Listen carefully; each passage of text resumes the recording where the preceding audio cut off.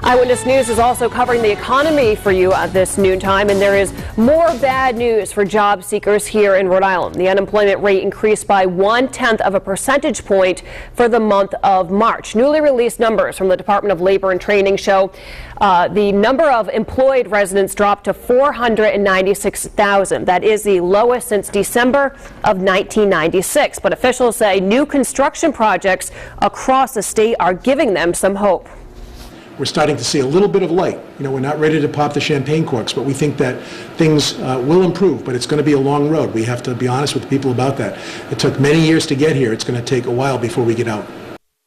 And joining us right now for some in-depth analysis on exactly what these numbers mean is WPRI.com reporter Ted Nesi, and we are at 11.1%, Massachusetts at 6.5%.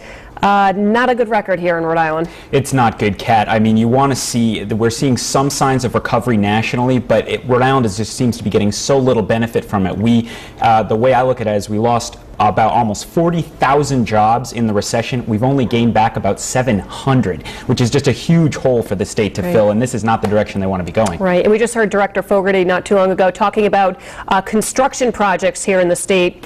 Will that help us at all, you think? Or? I mean, every bit helps. Every job is a job, and that's a job for somebody. But we need a lot of jobs, and we probably need them across different industries. Construction jobs are a good sign to the extent that a lot of what we lost were blue-collar jobs in manufacturing, construction. But we're certainly not seeing the level of activity that we'd need to make a real dent in this unemployment rate. So I know they're looking for positive signs, but I'm not seeing a ton of them. All right, Smith Hill.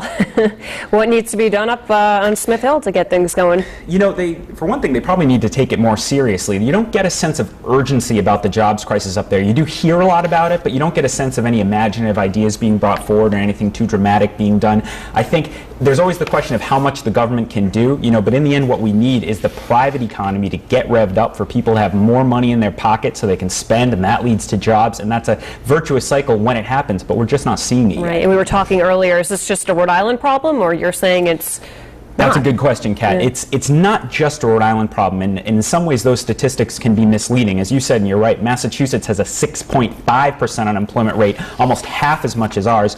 But if you look closer to Rhode Island, if you look at Attleboro and Fall River and New Bedford or northeastern Connecticut, those places have very high unemployment as well. It's really these areas that were very manufacturing heavy, a lot of factory jobs.